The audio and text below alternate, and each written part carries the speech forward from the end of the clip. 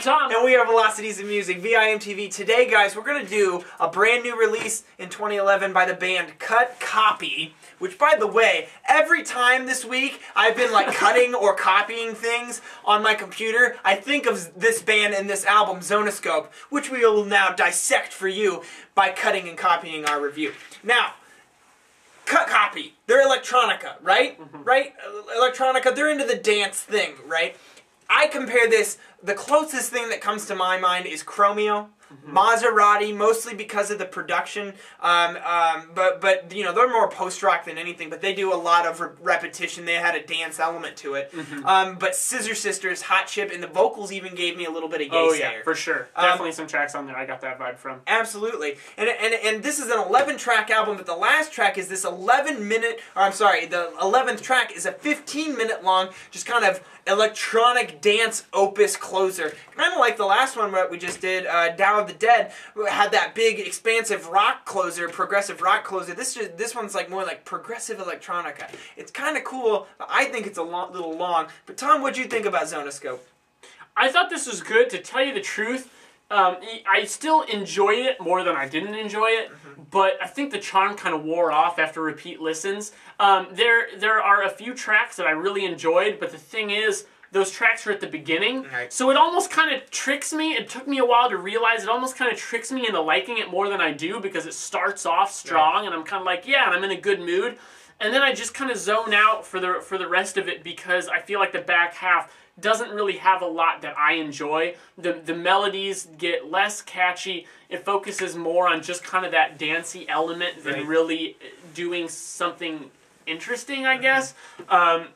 Yeah, I don't know. What do you think? So, because to me, I felt exactly the same way in that the charm is wearing off. You know, once you get to that 4th and 5th listen, I feel like you're just like, you know, what more could this possibly give you? Because it's not that deep. There's not a lot of concept driving this. The songwriting's really not that good. And while some of these tracks are catchy, and I feel like my favorite tracks on here are some of the catchier tracks, I also don't think that there's, you know, you might have some moderately good ideas and songwriting things going on and how they're presenting these electronic elements and beats to you. But here's the deal.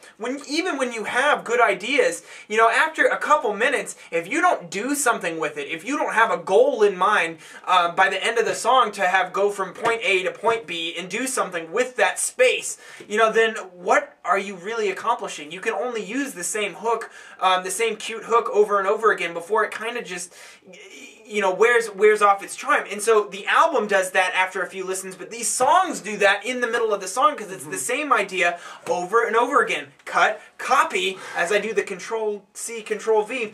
But literally, I feel like they just took this and just, here's this good idea, beat you to death with it! We're gonna slam it into your face over and over again! And when these songs should have ended at 3 minutes, 3.5 minutes tops, they would go on and on and on and on. And I felt like a lot of these tracks went on. And then to top it all off, that last track, that last 15-minute long track, where they you know, bring back some ideas that have been earlier in the album, and it just goes on and on and on and on. And I feel like one person can only sit there going like this to the same beat for so long. I mean, I think that the feeling and the vibe that you get from this is very good and very alluring and very desirable, but then when you break it apart and look at the actual songwriting that's beefing up that feeling, there's not a lot to offer. I mean, I think, to tell you the truth, man, I think I'm actually going to go a little lower score-wise than I originally said, just because when I really look at this, there are a few albums on here, or a few albums on here. They feel like albums, I tell you what! There are a few songs on here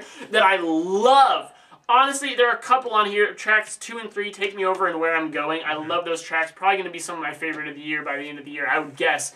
But still, while they're really good, they're enough to pull it out of the 50s for me, but not too much more than that. Just because the rest of it, while I didn't hate it, it got a little bland. Right. So.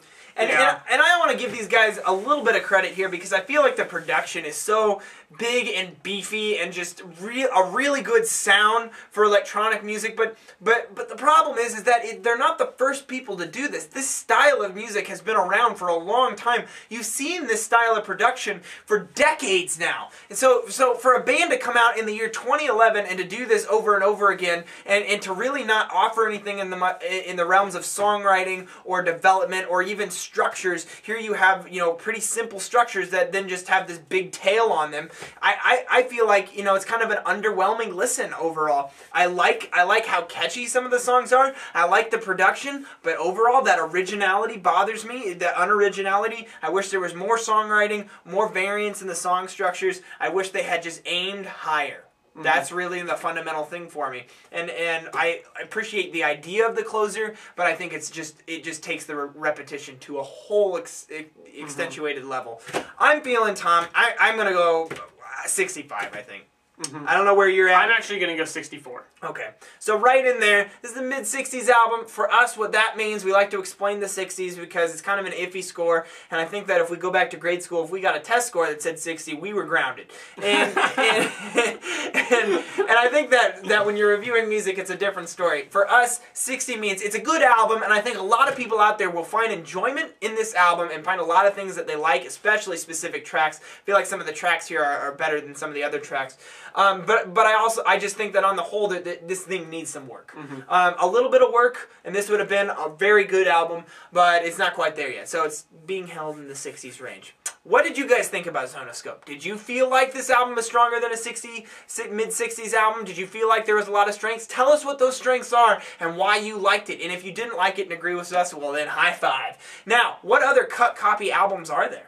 This is their third one, I'm pretty sure. Third one? Yeah. See, and I had never been exposed to cut copy before this. Now, I've heard a lot of bands like this. But what's your favorite cut copy album? That's kind of our theme tonight. We're looking for finding your favorite band or albums from the bands that we're reviewing. So let us know. I'm Jake. I'm Tom. And we are Velocities in Music, VIMTV, moving music critique forward.